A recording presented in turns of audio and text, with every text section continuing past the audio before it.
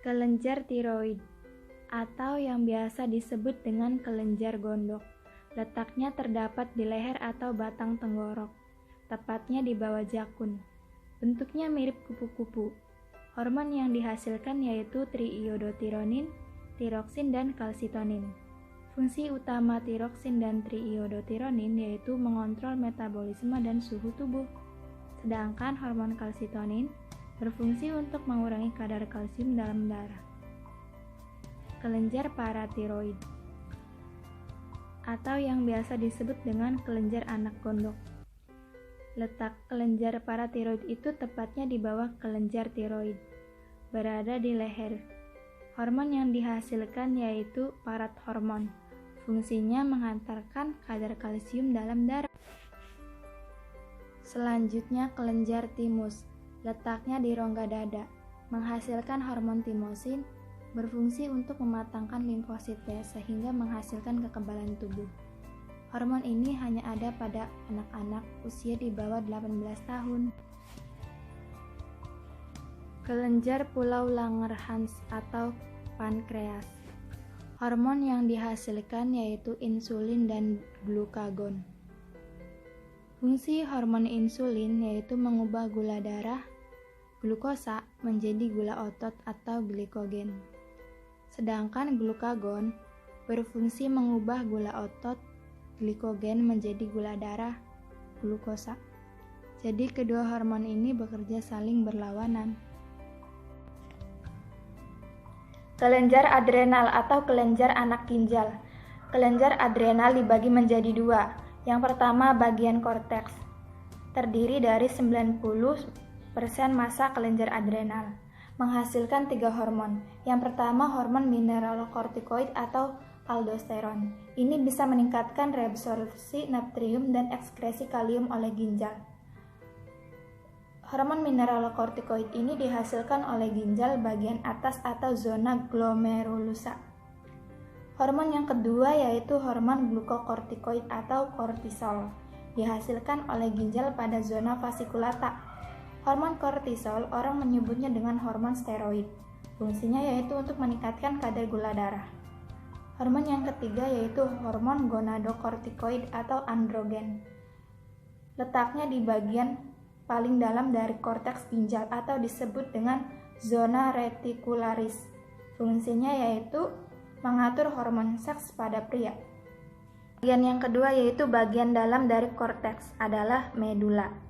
Medula menghasilkan hormon epinefrin atau adrenalin dan juga menghasilkan hormon norepinefrin atau noradrenalin. Kedua hormon ini biasa disebut dengan katekolamin. Orang biasa menyebutnya dengan hormon stres. Jadi stres bisa memicu sekresi hormon ini. Ada 2 macam. Yang pertama pada perempuan yaitu kelenjar ovarium yang menghasilkan hormon estrogen dan progesteron. Hormon estrogen sangat berperan terhadap pertumbuhan fisik wanita, seperti tumbuhnya payudara, menyebabkan pinggul membesar, dan mempengaruhi kepadatan tulang. Hormon yang kedua yaitu progesteron, berfungsi untuk memelihara perkembangan endometrium di rahim. Dengan kata lain, mempersiapkan tubuh untuk kehamilan. Sebenarnya, pria juga memiliki hormon estrogen dan progesteron, tetapi dalam jumlah yang sedikit. Progesteron pada pria digunakan untuk membantu dalam proses spermatogenesis atau pematangan sperma. Kelenjar kelamin pada laki-laki yaitu kelenjar testis. Hormon yang dihasilkan yaitu hormon testosteron. Hormon ini sangat berperan dalam perubahan fisik pada laki-laki, misalnya pembentukan suara, jakun, dan lain-lain, dan juga berperan dalam reproduksi spermatogenesis. Sebenarnya pada wanita juga terdapat hormon testosteron, tetapi dalam jumlah yang lebih sedikit. Selanjutnya, mekanisme kerja hormon. Berdasarkan mekanisme kerja dan letak reseptornya, dikelompokkan menjadi 2, yaitu hormon steroid dan hormon non-steroid. Hormon steroid dengan mudah menembus membran plasma dan membran inti, kemudian berikatan dengan reseptor dalam membran inti, maka terbentuklah kompleks reseptor hormon.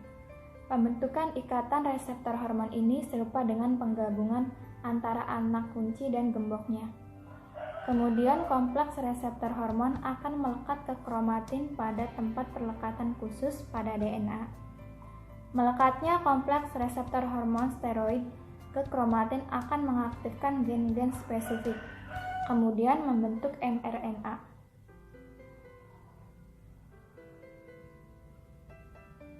mRNA di sitoplasma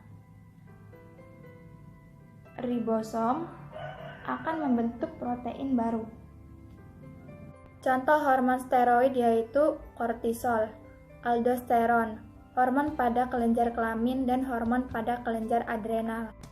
Contoh mekanisme kerja hormon pada kelenjar adrenal yaitu hormon glukokortikoid. Hormon masuk ke dalam sel melalui membran sel. Lalu hormon berikatan dengan reseptor protein yang terdapat pada sitoplasma. Kemudian terbentuklah kompleks reseptor hormon. Setelah terbentuk kompleks reseptor hormon, maka kompleks akan berikatan dengan urutan DNA pengatur spesifik yang disebut dengan respon glukokortikoid. Lalu glukokortikoid akan meningkatkan atau menurunkan banyak gen untuk mempengaruhi sintesis mRNA. Jadi secara garis besar, sistem kerjanya sama dengan hormon steroid pada umumnya. Hormon steroid menempel pada reseptor di dalam nukleus. Hormon steroid ini dari golongan hormon lipid. Mekanisme kerja hormon nonsteroid. Hormon nonsteroid menempel pada reseptor di permukaan sel. Mekanisme kerjanya, hormon nonsteroid melekat ke reseptor pada membran sel target. Melekatnya hormon pada reseptor akan mengaktifkan protein G yang selanjutnya mengaktifkan enzim siklase adenilat yang mengkatalisis perubahan ATP menjadi AMP siklik. AMP siklik selanjutnya mengaktifkan enzim protein kinase. Protein kinase selanjutnya mengaktifkan enzim sitoplasmik melalui fosforilasi yang menghasilkan perubahan fisiologis seluler. Hormon nonsteroid ini dari golongan hormon peptida dan asam amino. Sebagian besar hormon ini dihasilkan oleh kelenjar hipofisis, paratiroid, dan pankreas. Contohnya yaitu hormon prolaktin, hormon yang disekresikan di kelenjar hipofisis, memiliki sel target di kelenjar payudara. Hormon prolaktin sampai ke sel-sel target payudara. Sel payudara merespon dengan memproduksi ASI. Terima kasih buat yang udah nonton video ini. Semoga ilmu yang disampaikan bermanfaat, dan apabila ada kesalahan saya mohon maaf. Wassalamualaikum warahmatullahi wabarakatuh.